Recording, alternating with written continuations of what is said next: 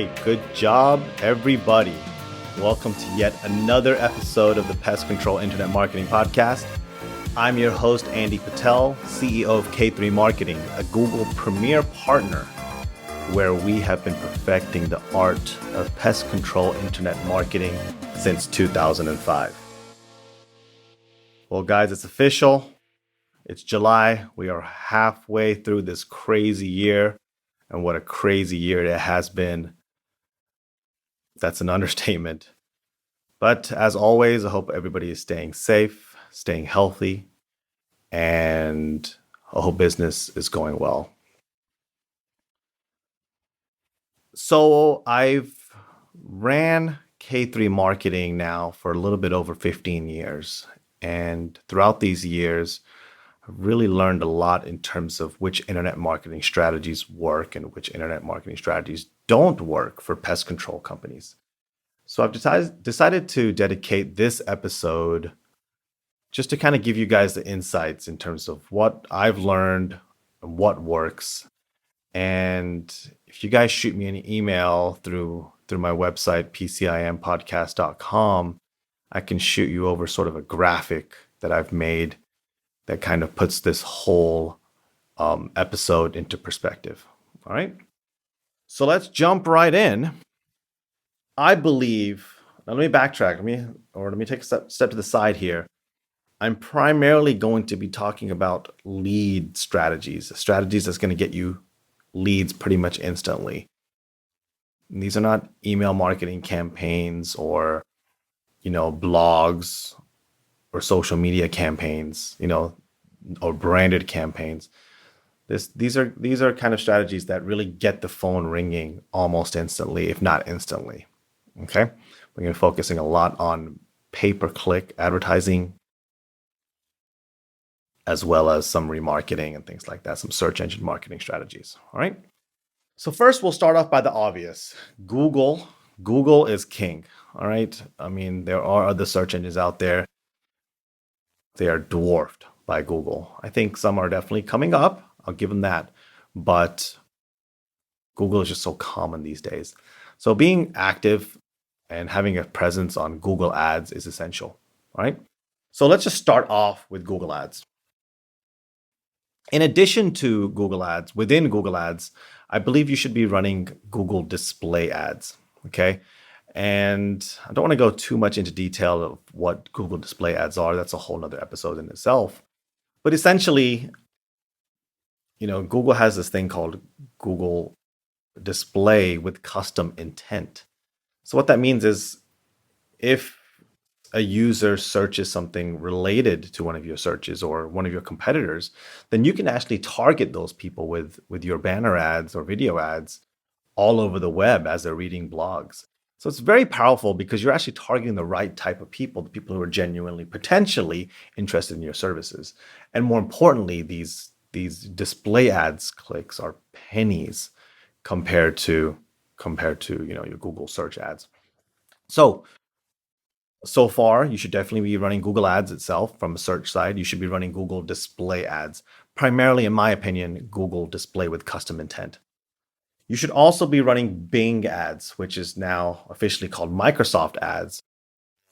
It's actually very easy to import from Google through the platform. So it's literally a click of a few buttons and you're done. So definitely want to add Microsoft Ads. Not as many people search on Microsoft as they do with Google, but I find that the ROI is better because there's less competition. So your cost per click is lower. And quite frankly, you have a more mature audience, people who are not going to penny pinch about some of your prices out there. So Bing Ads is a great add-on. And then many of you may have heard of DuckDuckGo.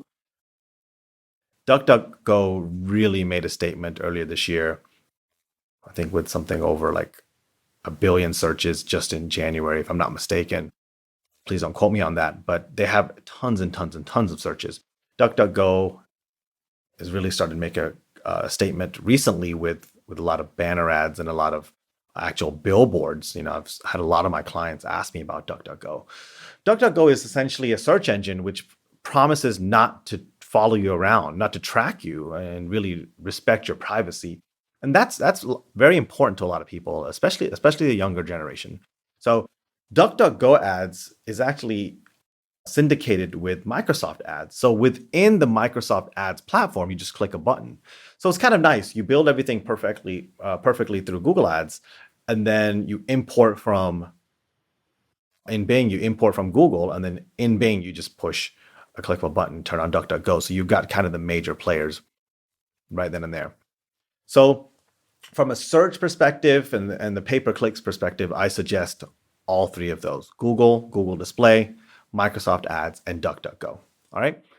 So you're pretty much prominent when somebody searches. Fine. When they click on your ad or your listing, they should come to a landing page, okay, which should be trackable and have some sort of high conversion rate, maybe a chat feature, a quick quote form above the fold, all the necessary conversion factors that are there. They come to the landing page, and then when they come to a landing page, hopefully that converts into a lead.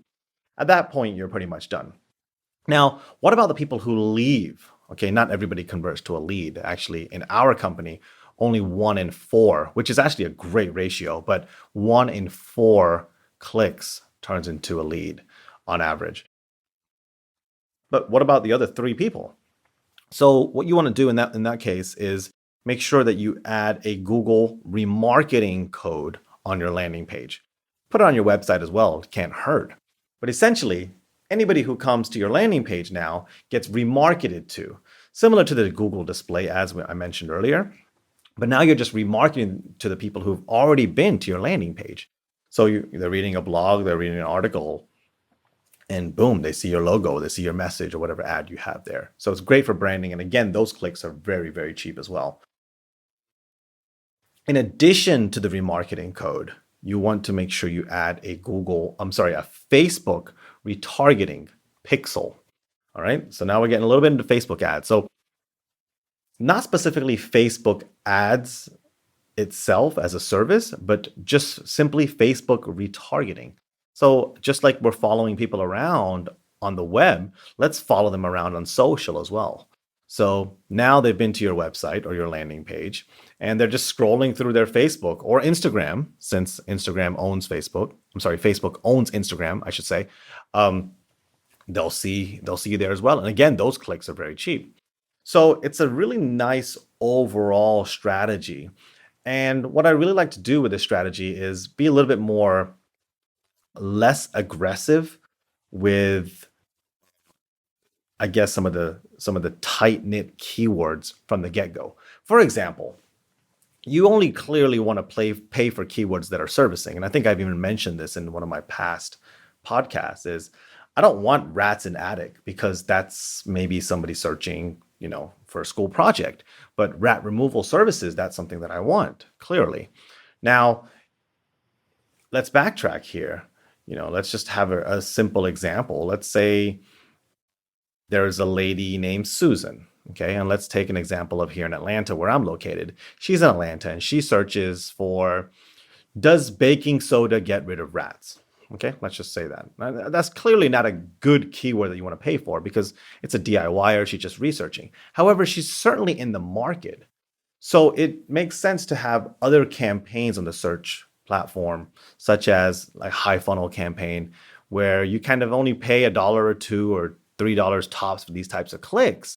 And they're probably not going to yield, if they do click on an ad, they may not yield into a sale, or at least a lead, I should say. But at least now we can follow them around. So if Susan finally gets fed up of trying to solve this problem herself, you're always on the front of her mind because you show up on her social feed, you show up on articles and things like that. So it's a nice overall strategy to kind of make sure that you target the right people and also be a little bit more laxed with your keywords to try to get over time, when I say time, I mean within a week or two, the people who are potentially interested without breaking the bank. So again, when they click on, when someone goes through Instagram and they click on that link, hopefully it goes back to your landing page and hopefully that turns into a lead. So this is the strategy that I've been implementing for a lot of my clients, and it's been working extremely, extremely well. You have to be a little bit patient. Usually takes about 30 days to really kick into gear as Google and Facebook build that database of the remarketing list and retargeting list and things like that. So yeah, like I said earlier in the podcast, shoot me an email. I have this nice little graphic that really helps you understand everything that I just mentioned. You can email me through pcimpodcast.com. And tune in next month. We'll talk about something else. And again, I'm Andy with pcimpodcast.com. And I will see you guys next time. Thank you so much for tuning in.